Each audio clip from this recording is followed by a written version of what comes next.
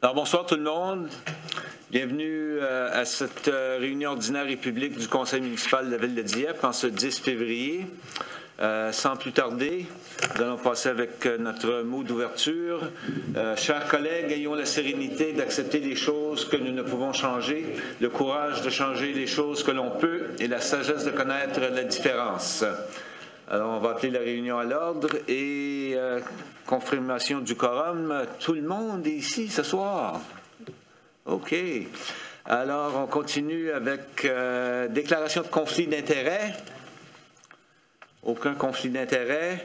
Alors, on va procéder avec l'adoption de l'ordre du jour. Proposé par le conseiller Cormier, appuyé par le conseiller Leblanc sur la question. Aucune question concernant l'ordre du jour. Alors, on va continuer avec le vote. Ceux qui sont en faveur de l'adoption de l'ordre du jour, signifiez-le par un oui. Oui. De l'avis contraire, par un non. L'ordre du jour est accepté tel que présenté. Avant d'aller plus loin, je dois souligner que la troisième réunion du mois de politique publique qui normalement devrait prendre place le 18 février, n'aura le 17, à cause du congé férié, aurait normalement été déménagé au 18 février, n'aura pas lieu ce mois-ci, étant donné qu'il n'y a pas assez de sujets d'accumuler pour avoir la réunion. Alors, souhaitons que pour le mois de mars, ça sera différent. Alors, on va continuer avec les présentations, requêtes et pétitions. Item 7.1, j'ai reçu un message du superintendant Critchlow que l'inspecteur Jolette, qui était supposé d'être ici pour le remplacer, ne sera pas ici ce soir parce qu'à la dernière minute, il y a eu un appel qui ne lui permet pas d'être ici. Alors, si vous avez des plaintes concernant la GRC ou des commentaires à passer, je suggérerais de les envoyer à notre directeur général qui les fera parvenir à la GRC, le cas échéant. Alors, on va continuer avec 7.2, présentation de la politique RH-7 sur la violence en milieu de travail. Et nous allons accueillir Madame Christine. Bonsoir. Bonsoir, Monsieur le maire, puis bonsoir à tous et à toutes. Mon nom, c'est Christine Roy-Caro, puis je suis conseillère en ressources humaines et en relations de travail à la Ville de Dieppe.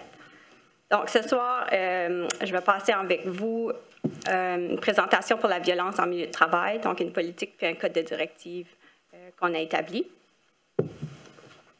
Pour commencer, pourquoi la Ville devrait adopter une telle politique?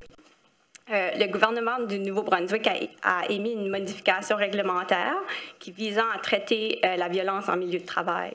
Le travail sécuritaire, par l'entremise de sa loi sur l'hygiène et la sécurité au travail, a donc le mandat de veiller que tous les employeurs adoptent un code de directive ou une procédure en matière de la violence en milieu de travail.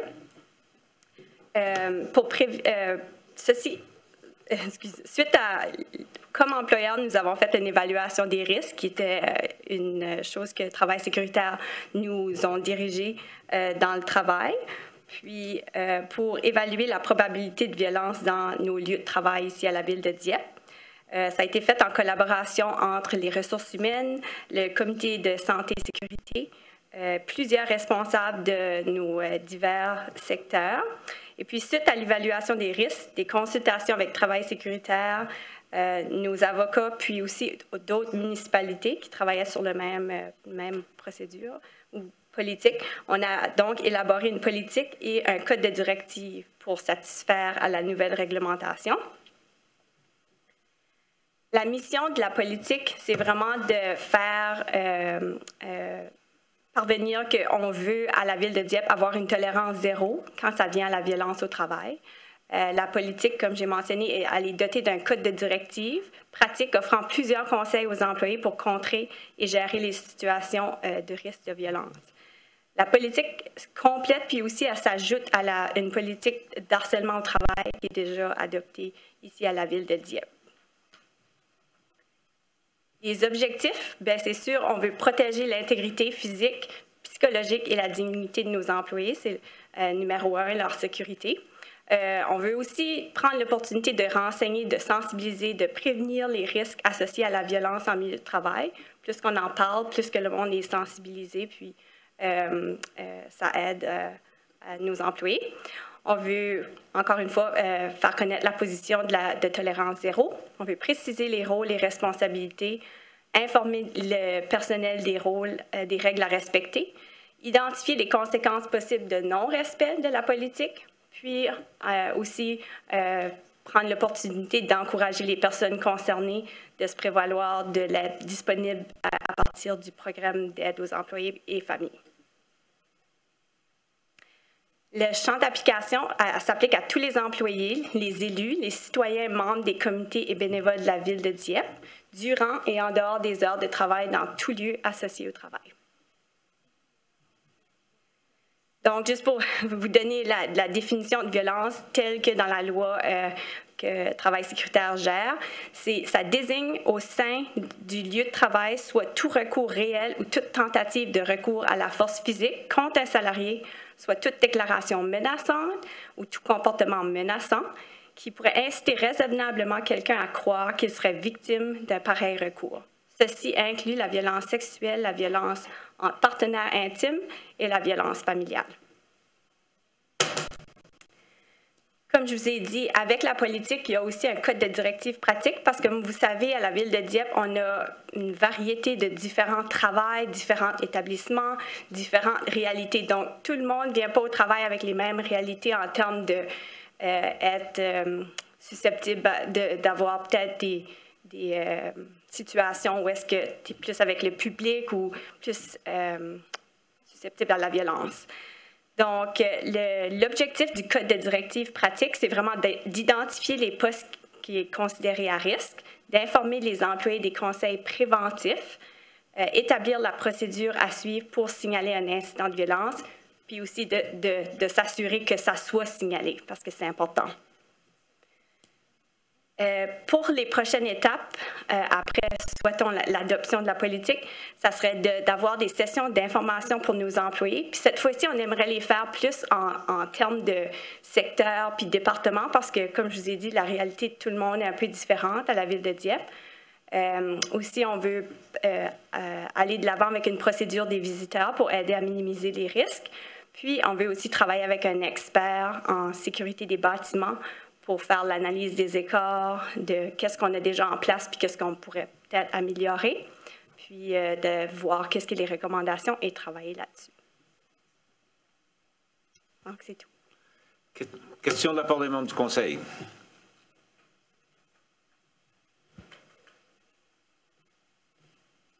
C'est clair? Okay. Merci bien pour la présentation. Merci. Je pense que la prochaine étape, évidemment, va être d'accepter la politique comme telle à une réunion subséquente. Oh, ce soir même, excusez-moi, oui. Oui, c'est bien. Merci beaucoup.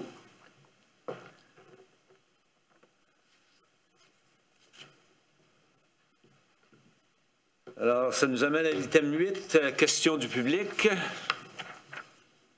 semblerait que non. Et maintenant, l'item 9, adoption des procès-verbaux de la dernière réunion, soit la réunion du 27 janvier. Proposé par le conseiller Brideau, appuyé par la conseillère Arsenault sur la question. Aucune question. Alors, ceux qui sont en faveur de la résolution d'adopter le procès-verbal signifient par un oui, ou de l'avis contraire par un non. Alors, les procès-verbaux sont acceptés tels que présentés. Item 10, motion, mémorandum et nomination 10.1. Monsieur Melançon. Oh, excusez.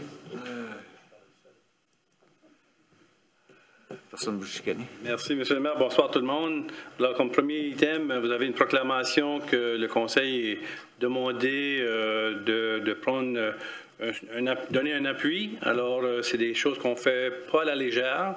Alors, par la discussion avec le bureau du maire, on a justifié que c'était important. Et par la lecture et le contenu de cette proclamation, bien, on va rendre public l'appui que vous leur offrez et le support on veut remettre à cette organisation. Alors, c'est pour la Journée internationale de tolérance zéro pour les mutilations génitales féminines. Merci. Alors, pour la lecture, M. Thibodeau.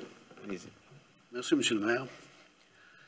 Attendu que la Journée internationale de tolérance zéro pour les mutilations génitales féminines est observée dans le monde entier et offre une occasion d'honorer les femmes, les filles, les garçons et les hommes qui travaillent activement et courageusement pour mettre fin à cette pratique nocive, attendu que cette journée nous invite à réfléchir sur le fait que 3,9 millions de filles sont toujours menacées de mutilation chaque année, y compris les filles au Canada. Attendu qu'en ce jour, nous reconnaissons que les mutilations génitales féminines sont un problème sur tous les continents sauf l'Antarctique et qu'il y a 200 millions de survivants de MGF dans le monde, dont des milliers au Canada. Attendu que nous reconnaissons que les mutilations génitales féminines n'ont de fondement dans aucun texte religieux et sont reconnues par les Nations unies et d'autres organismes mondiaux comme des sévices à enfants et une violation des droits fondamentaux de la fille. Attendu que nous reconnaissons que les MGF n'ont aucun avantage et ne causent que des dommages, y compris la mort, des difficultés à uriner, des menstruations, l'intimité sexuelle, le trouble de stress post-traumatique et une augmentation de la mortalité maternelle et infantile. Attendu qu'en cette journée internationale de tolérance zéro pour les MGF, nous reconnaissons et célébrons tous les efforts nationaux et internationaux déployés, en particulier au niveau local, pour atteindre l'objectif 5 des Nations unies pour le développement durable du millénaire qui appelle à l'élimination des MGF et d'autres pratiques traditionnelles néfastes d'ici 2030. Attendu qu'en ce jour de tolérance zéro, nous appelons à une action mondiale et canadienne accrue et concertée pour mettre fin aux mutilations génitales féminines et demandons à tous les gouvernements internationaux, nationaux et locaux de respecter pleinement les droits humains des femmes et des filles afin qu'elles puissent vivre une vie libérée de la violence qu'est la mutilation génitale féminine. Il est résolu que le Conseil municipal de Dieppe proclame par la présente le 6 février 2020 Journée internationale de tolérance zéro pour les MGF dans la ville de Dieppe. Je le propose, M. le maire. Proposé par le conseiller Thibodeau, appuyé par Mme Arsenault. Sur la question, aucune question. Alors, la résolution est acceptée et je pense que ça vaut la peine quand même de dire quelques mots. C'est quelque chose qu'on a reçu du gouvernement fédéral et comme ça a été mentionné par notre directeur général, nous ne sommes pas dans l'habitude de lire les proclamations de différents organismes, mais dans ce cas ici, on a fait une exception étant donné notre engagement envers la chose féminine en général, mais aussi envers l'immigration. Et on sait que plusieurs de ces problèmes souvent sont issus de pays dans lesquels cette pratique est encore malheureusement en place. Alors là-dessus, ceux qui sont en faveur de la résolution, signifient-le par un oui, l'avis contraire par un non.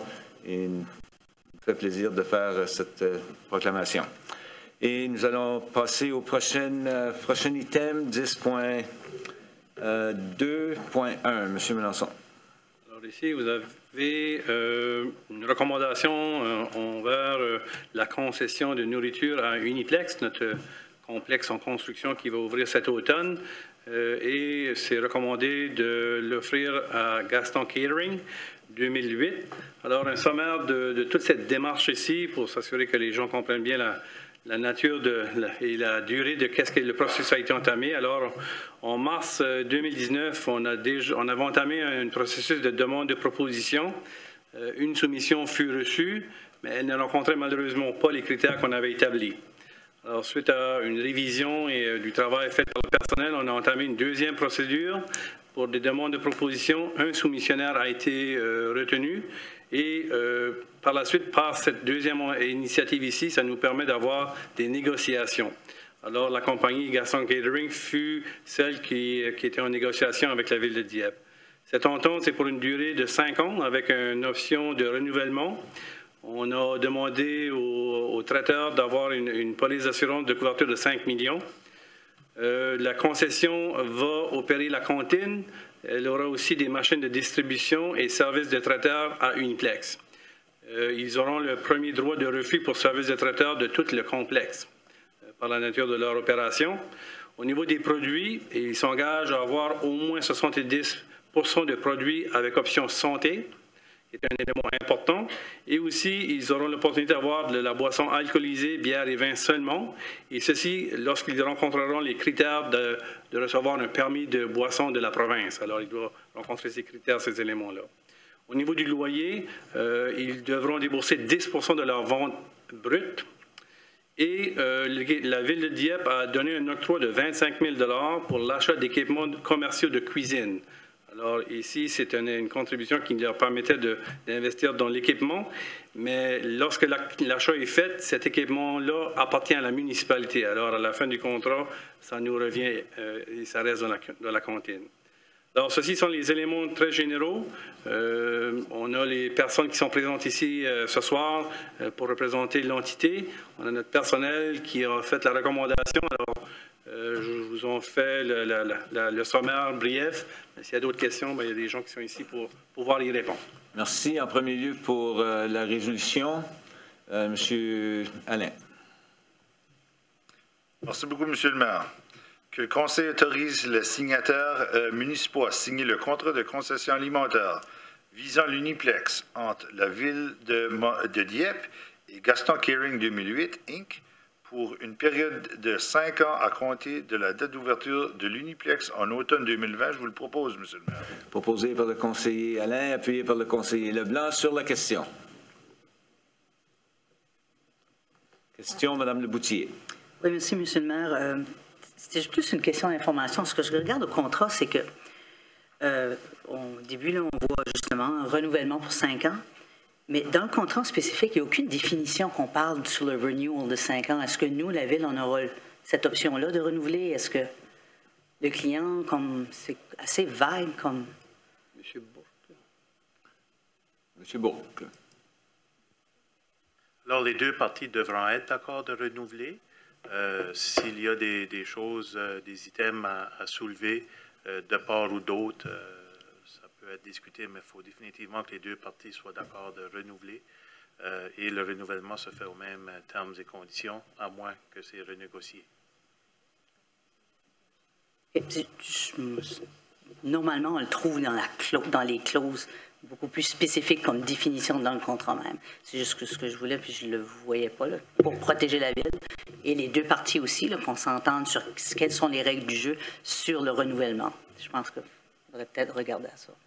Merci, M. le maire. Peut-être une précision. Oui, si on lit l'article 2, ça va répondre à votre question. L'article 2 de l'entente qui dit qu'il y a option de renouvellement pour un autre 5 ans, commençant en 2020. Je peux même vous dire que c'est à la page 33 du paquet. Duration and effective date. The tenant may occupy the premises for a period of 5 years, with the option to renew for another 5 years. Le locataire peut renouveler après 5 ans.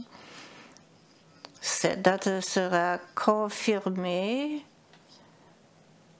et sera ajoutée à cette entente, à ce contrat.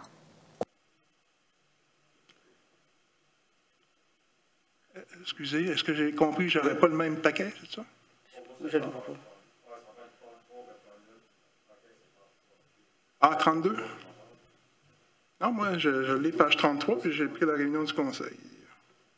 Je peux vérifier ça pour la page de différence. Mais la différence de page ne va pas changer grand-chose, c'est une question du... Non, vous ne le trouvez pas? C'est juste un point d'information, c'est juste ce que je voulais soulever, c'est tout. Okay. Merci. C'est bien.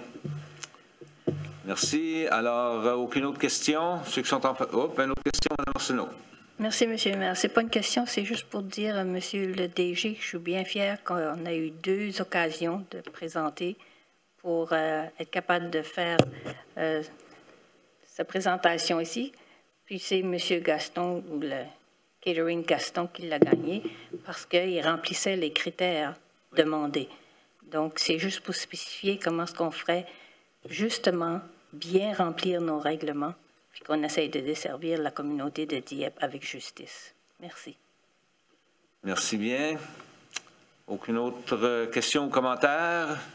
Alors, ceux qui sont en faveur de la résolution, signifiez-le par un oui. De l'avis contraire, par un non. La résolution est adoptée.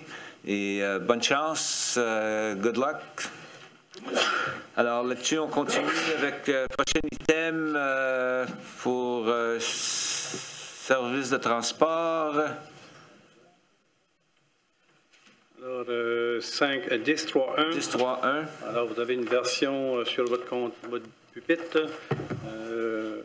Le comité de gouvernance se rencontre dans les prochains jours et à chaque année, il y a une question de gratuité pour certains événements.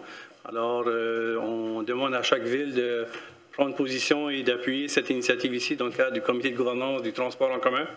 Alors, la résolution est clairement indiquée, c'est dans le cadre de la semaine de l'environnement en juin, le jour du marché pour le climat en septembre et le jour de toutes les élections, soit municipales, provinciales et fédérales, qui impliquent les résidents de Dieppe. Alors, c'est qu'est-ce qui a été recommandé ou qui sera porté comme recommandation au comité de gouvernance.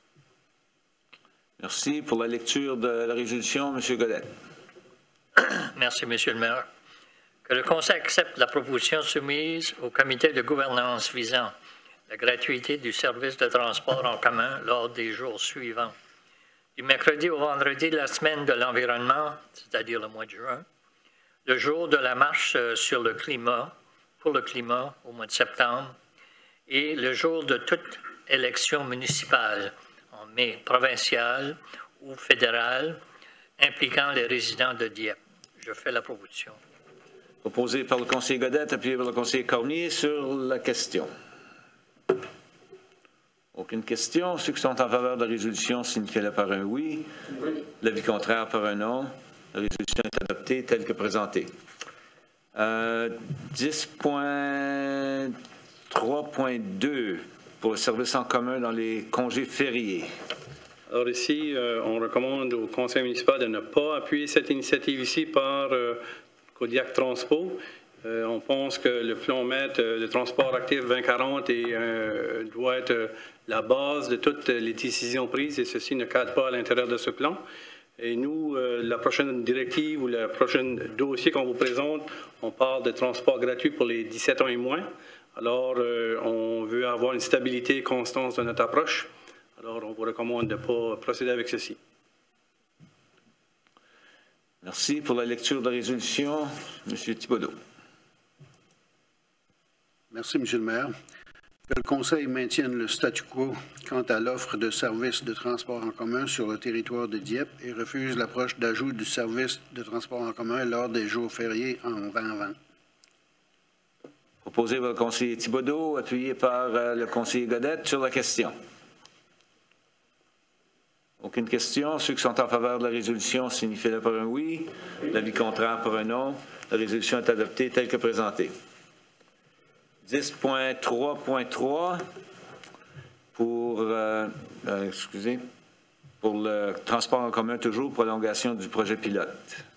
Alors, merci. Oui, certainement. Ici, vous avez une recommandation de poursuivre notre projet pilote pour le transport gratuit pour les 17 ans et moins.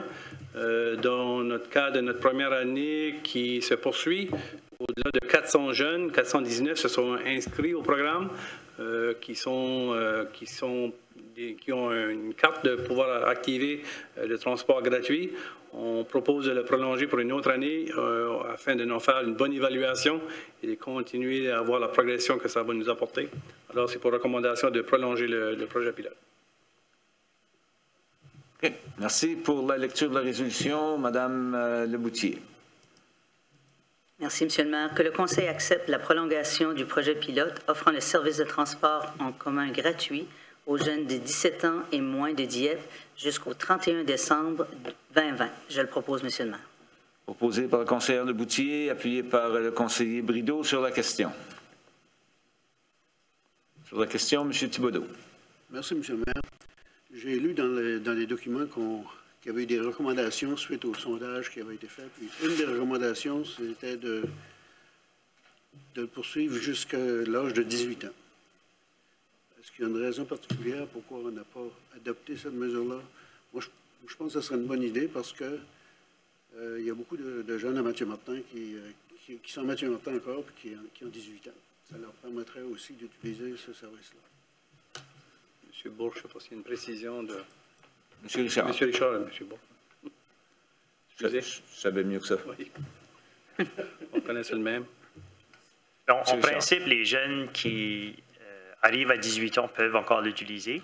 C'est jusqu'à la fin de leur 12e année essentiellement. Donc, il y a une petite partie qui pourrait avoir 18 ans dans l'année en cours, mais ça se termine quand même, dans ce cas-ci, à la fin 31 août. C'est ce qu'on avait fait sur le premier système. Donc, un jeune qui aurait 18 ans, par exemple, au mois de mars, il est encore en 12e année, jusqu'à la fin de son année du secondaire, il est correct. Il peut quand même utiliser le système. Mais une fois qu'il arrive pour le passage à l'université, c'est ça la limite qu'on s'était donnée pour le moment, puis question de gestion. Merci. Merci bien. Alors, s'il n'y a pas d'autres questions, ceux qui sont en faveur de la résolution signifient par un oui, l'avis contraire par un non. Alors, la proposition 10.3.3 est acceptée telle que présentée. 10.3.4, comité ad hoc pour études. Alors ici, lorsque ce dossier ou les options scénarios de systèmes de transport qui existent à travers le Canada, le 20 janvier dernier, lors de la dernière réunion du comité permanent de politique et stratégie, le Conseil avait demandé de créer un comité de travail. Alors, qu'est-ce qui est devant vous? C'est une structure avec un mandat d'un comité afin de voir au niveau de notre réseau de transport à Dieppe que ce comité travaille à voir le meilleur scénario et d'en arriver avec une recommandation. Alors, une diversité de personnes qui vont représenter les gens qui ont un intérêt de près ou de loin au niveau du transport en commun. Alors, si on suit votre souhait de la dernière rencontre, et c'est pour le mettre en place ce soir.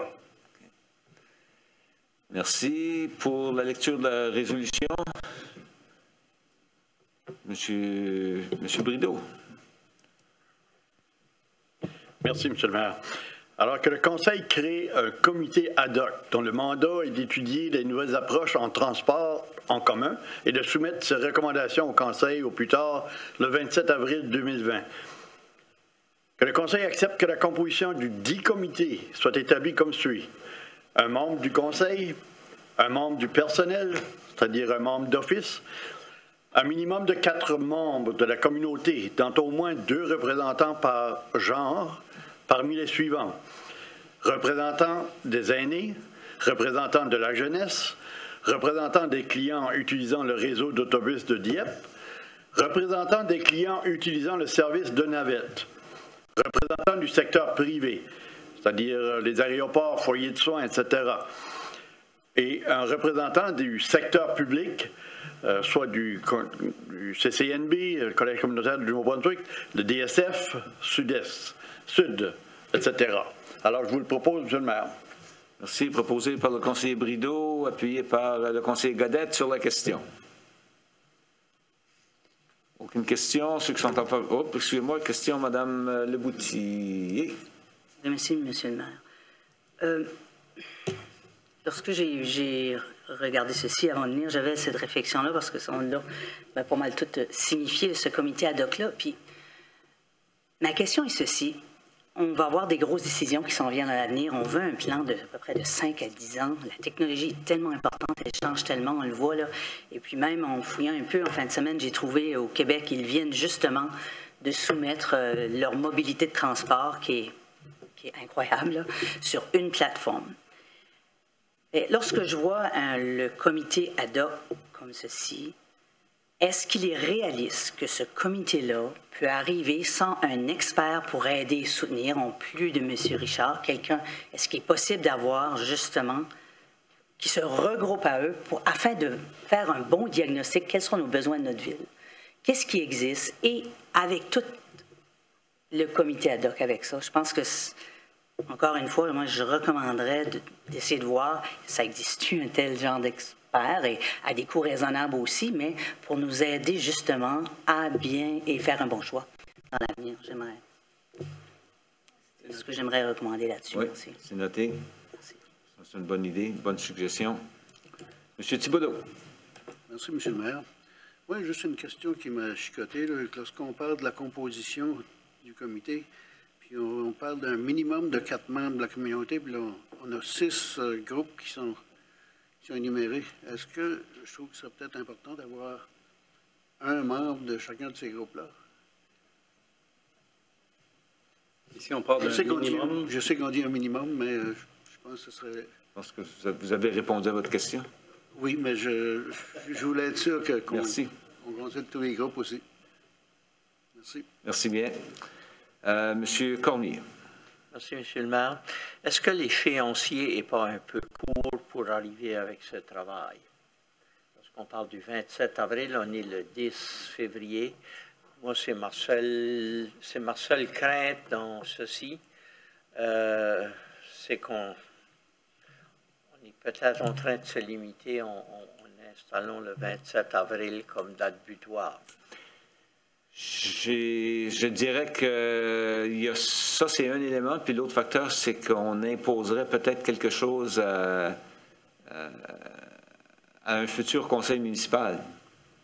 Alors, je pense qu'on est peut-être mieux de voir comment le travail va se faire, puis si nécessaire d'allonger, ou on peut l'allonger maintenant, de façon à... Ce sera pour un nouveau conseil municipal peut-être plus facile de discuter de la matière. Il y aura au moins assez de viande autour de la discussion pour bien... alors moi, si vous voulez, si quelqu'un veut proposer un amendement, une date ultérieure, en autant qu'on ne s'en retourne pas au mois de décembre ou juillet. Alors, pardon?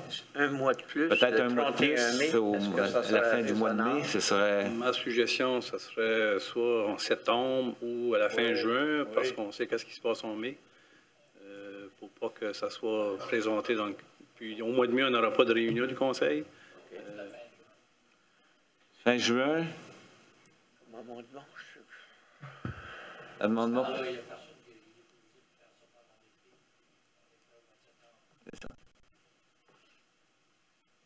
Ça vous convient? Monsieur Richard, ça vous convient? C'est le conseil qui décide. Je pense que l'intention, je pense, du 27, c'était évidemment d'avoir une recommandation au conseil avant les prochaines élections municipales. Donc, que la recommandation soit de poursuivre l'étude ou ainsi de suite peut se faire. C'est que si vous repoussez jusqu'à la fin juin, là, on redonne au prochain conseil municipal le dossier, tandis qu'il y a peut-être des choses qui pourraient quand même être faites par le 27. Donc, c'est pas plus grave que ça, mais c'était un peu l'intention en arrière du 27. On réalise que c'est quand même un échéancier serré. Alors, on a une proposition d'amendement, si j'ai bien compris, d'aller au 30 juin. Proposé par le conseiller Godette, appuyé par le conseiller Alain. Sur l'amendement, est-ce qu'il y a des questions sur l'amendement? Aucune question? Ceux qui sont en faveur de l'amendement signifient par un oui. L'avis contraire par un non. Alors, la proposition d'amendement est acceptée par le conseil et nous allons maintenant procéder avec la proposition initiale telle qu'amendée. Proposée encore une fois par, je pense, qu'est-ce qu'il avait commencé? M. Brideau. Monsieur? Brideau. Monsieur Brideau. Excusez-moi, Monsieur Brideau, qui avait été appuyé par... Pas appuyé encore. Pas appuyé encore. OK. Maintenant appuyé par la conseillère de Boutier sur cette question. On va y arriver, Monsieur Alain. Merci beaucoup, M. le maire. Il y a beaucoup de... On parle de Fredericton qui a parlé dernièrement pour Uber et tout ça. Donc, c'est les approches qu'on va... On va certainement... C'est ça, on dit les nouvelles approches, mais c'est intégrer les décisions qui s'en viennent. Je trouve que c'est un sujet de l'heure tout de suite. Puis il y a quelque chose qui est vraiment intéressant. On parle même de l'IF aussi, de notre municipalité. Donc, Nouvelle-Écosse. Ouais, donc c'est vraiment intéressant. Puis c'est un bon temps d'en parler. Donc, Puis ça fait partie essentiellement de tous les différents éléments qui ont été présentés lors de la réunion il y a déjà un mois passé, au mois de janvier, oui, effectivement. Alors, on va examiner, le comité sera chargé d'examiner toutes ces différentes possibilités-là, l'intégration possible entre les différents médiums et tout. C'est bien ça? Oui. Alors, là-dessus, ceux qui sont en faveur de la résolution, signifiez-le par un oui. Oui. Telle qu'elle a été amendée, évidemment. Et ceux qui sont d'avis contraire par un non. La résolution est adoptée par le conseil municipal. Merci bien. Maintenant, pour la proposition de ressources humaines, telle que ça nous a été présenté ce soir, est-ce qu'on a une proposition par le conseiller Leblanc? S'il vous plaît, pour la lecture. Merci, M. le maire. Que le Conseil adopte la politique RH-7 concernant la violence au milieu de travail, je vous le propose, M. le maire. Proposé par le conseiller Leblanc, puis par le conseiller Thibodeau sur la question. Question, M. Thibodeau. Merci, M. le maire. À notre page 85, lorsqu'on donne les définitions, il me semble qu'il y a une formule qui est pas vraiment bien en français. On dit « Tout comportement menaçant qui incite une personne raisonnablement à croire qu'elle sera victime d'un pareil recours. » Est-ce qu'on ne devrait pas dire « qui incite une personne raisonnable à croire qu'elle sera victime d'un pareil? » Madame Savoie. Merci, M. le maire. On a emprunté exactement les mots à la loi sur l'hygiène et la sécurité au travail. On reconnaît, nous aussi, que le langage n'est peut-être pas notre langage habituel, mais on a voulu vraiment être conforme avec la nouvelle réglementation parce que Travail sécuritaire NB nous demande qu'on respecte les définitions qu'ils ont développées. D'accord. J'ai une autre question. C'est la définition d'employé. Je me demande, est-ce qu'on ne devrait pas inclure aussi les contractuels? Si on a des employés contractuels, il me semble que ce sont nos employés quand même. Puis ils devraient faire partie de la politique aussi. Ils sont compris dans la politique. Là, j'ai oublié dans quel paragraphe, mais ils sont là. Si vous permettez.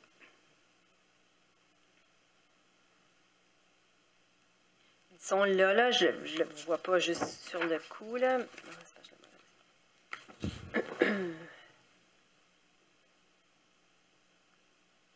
Dans l'énoncé, on dit que tout acte de violence commis par une personne y inclut les membres du personnel, les clients, les citoyens, les sous-traitants, les élus et les membres du public. Donc, on couvre...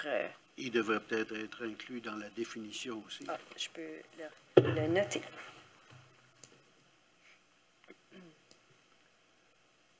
C'est vrai qu'ils sont là dans l'énoncé, mais dans la définition d'employé, ils ne sont pas là.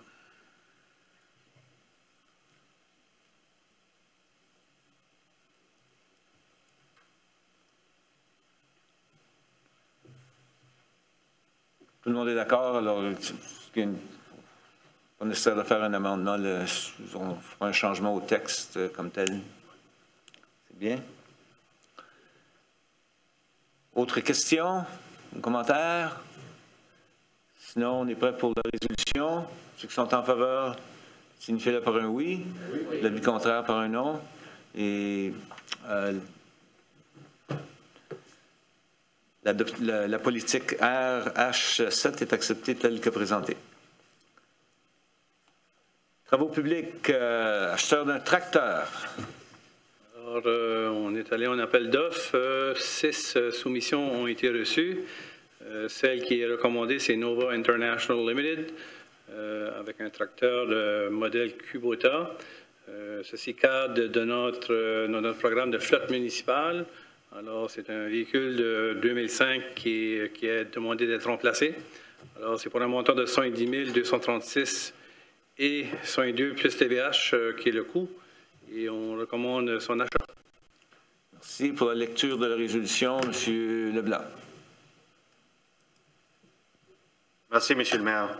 Le Conseil adjuge le marché visant l'achat d'un tracteur et accessoires pour le secteur d'installation récréative à Nova International Limited au coût de 70 236,62 $ plus TVH, selon sa proposition en date du 15 janvier 2020, qui autorise que cette dépense soit prélevée sur le compte numéro 3-3-20-12-7903, budget d'immobilisation générale, achat d'équipement général, SCLVC. Je vous le propose, M. le maire. Alors, proposé par le conseiller Leblanc puis par le conseiller Brideau sur la question. Aucune question. Alors, ceux qui sont en faveur de la résolution, signifiez-le par un oui. Oui. Ou de l'avis contraire par un non. La résolution est adoptée telle que présentée. Item 10.5.2, un petit peu la même chose, mais cette fois-ci pour les trottoirs. Monsieur Leblanc, vous êtes toujours en verbe? Certainement. Que le conseil adjuge le marché vivant l'achat d'un tracteur pour trottoir sur le service pour le service de travaux publics à McFarland's Industrial au coût de 113 496,90 $ plus TVH, selon sa proposition en date du 15 janvier 2020, et autorise que cette dépense soit prélevée sur le compte numéro 3-3-20-12-7901, budget d'immobilisation générale, achat d'équipement général, TP, travaux publics. Je vous le propose, M. le maire. Proposé par le conseiller Leblanc puis par le conseiller Cormier sur la question. Aucune question. Ceux qui sont en faveur de la résolution, signifient-le par un oui. Oui. De l'avis contraire par un non. La résolution est adoptée telle que présentée. Arrêts municipaux, aucun arrêt municipal ce soir. Avis de motion? Aucun avis de motion. Alors, on va procéder avec la demande de renseignement des membres du conseil et je crois avec M. Godette. Merci, M. le maire. Simplement, je vais commencer avec un souhait de Saint-Valentin à tout le monde qui s'en vient en fin de semaine. Et là-dessus, j'aimerais juste mentionner que j'ai eu l'occasion d'assister au gala de Saint-Valentin du CHU du Mont en fin de semaine. Et je dois dire que c'était salle comble. Et ils ont su faire ramasser au-delà de 127 000 $ pour cette soirée-là. Donc, ça a été un franc succès.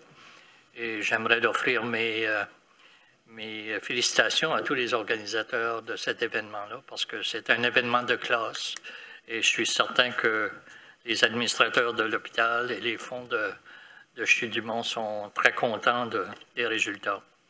Deuxième point que je voudrais soulever, c'est que je suis très content de voir que l'installation des lumières sur le coin de la rue Amiraux et Malençon, c'est un point où j'avais soulevé l'année passée et effectivement l'étude a démontré qu'il y avait un besoin. Souhaitons maintenant que les gens vont cesser de traverser les stationnements privés de l'église Saint-Anselme pour faire le virage à gauche et qui vont suivre les lumières et prendre une nouvelle route. Ces lumières vont aider beaucoup aussi le matin, car ça va créer des espaces ouverts le long de la route en allant vers la rue Acadie, où les gens pourront sortir de la Vanier et des rues connexes plus facilement maintenant, parce que la suite des autos vont être arrêtées avec le jeu de lumière. Donc, merci pour ces installations-là et je pense que les gens vont être bien contents de voir ça. C'est tout, M. le maire. Merci, M. Godette. M. Leblanc. Moi, je n'ai rien pour ajouter pour ce soir, M. le maire. Merci, M. Cormier. Merci, M. le maire. J'aimerais féliciter les matadors de Mathieu Martin pour avoir remporté le tournoi à Fredericton la première fin de semaine de février. Tournoi des écoles secondaires. Et c'est tout. Merci, M. Cormier. M. Brideau. Merci, M. le maire. Moi, je n'ai rien pour ce soir. Merci, Mme Leboutier. Bien, moi, j'aimerais premièrement féliciter tous les employés puis tous ceux qui ont participé à notre beau carnaval qu'on a eu en fin de semaine, malgré la température de vendredi, cependant. Mais c'était bien, puis je suis sûr qu'on sera capable d'encore l'amener à un autre niveau l'année prochaine. Il y a eu de la bonne participation, je pense. On aura certainement un résumé là-dessus. Et puis, il y a la journée de la famille. Hein, ça va être la deuxième année qu'on va avoir au Nouveau-Brunswick, qui s'en vient en fin de semaine. Soyez prudents. Puis on va avoir des activités aussi pour la ville de Dieppe dans cette journée de lundi prochain. Et puis, c'est tout. Merci. Bonne soirée. Merci bien. Monsieur Thibodeau. Je n'ai rien pour ce soir, Monsieur le maire. Merci. Madame Arsenault. Merci, Monsieur le maire. Seulement, portez-vous bien, soyez sécuritaires, puis joyeux Saint-Valentin. Merci. Monsieur Alain. Merci beaucoup, Monsieur le maire. Que tout le monde ait une belle Saint-Valentin. Beaucoup de chocolat pour tout le monde. Comme vous le savez, je suis friand du chocolat. Et une belle journée de la famille qui s'en vient la semaine prochaine. Je vois beaucoup de... C'est vraiment bien sur Twitter. On voit beaucoup les gens qui parlent de nos sentiers aujourd'hui, qui font la course de nos parcs. Il y a plein de gens dans les arénas. C'est l'hiver. On va même sur l'Oval. L'Oval n'a jamais été tant achalandé les jours ici. Donc, c'est vraiment beau à voir. Et j'espère que ça continue. Aussi, le maire l'a mentionné au courant de la journée que nos Rotariens ont fait du beau travail au carnaval de Dieppe, au parc Rotary au déjeuner. Malheureusement, je n'ai pas pu aller, j'étais à Fredericton pour la ringuette. Mais nos Rotariens, on a probablement le meilleur groupe de Rotariens au Nouveau-Brunswick. Ils font la 2e édition du Festi 8, des huîtres. C'est probablement l'événement de l'heure tout de suite, les huîtres. Et c'est au samedi le 22 février au restaurant St. James Gate. Vous pouvez procurer vos billets sur Eventbrite. C'est de 19h à 23h. Donc, c'est ça, c'est un beau événement. Et tous les fonds sont certainement ramassés pour la communauté. Là, donc, allons appuyer nos Rotariens, s'il vous plaît. Merci beaucoup, M. le maire. Merci bien. D'ailleurs, l'événement a été un grand succès à sa première année l'année passée. Ils ont dû aller un peu plus grand d'espace. Malheureusement, je serai à l'extérieur de la région cette soirée-là. Je vais manquer ce bel événement-là, mais on a tous des sacrifices à faire. Là-dessus, encore une fois, bon carnaval. Tout s'est bien passé dans notre communauté. Puis, c'est toujours un plaisir d'entendre les commentaires positifs des gens qui viennent, pas seulement que nos résidents, là, évidemment c'est pour eux surtout qu'on fait ce qu'on fait, mais aussi quand on voit les gens qui viennent visiter nos facilités et qui font des commentaires positifs, je pense que c'est important qu'on repasse ces commentaires-là au niveau du personnel, puis comment leur travail est apprécié, la propreté dans nos facilités, dans nos installations. Alors, c'est important de le dire. Là-dessus, bonne fête de soirée à tous. C'est la prochaine réunion et toujours, on se tient tous bien actifs dans notre communauté. Merci.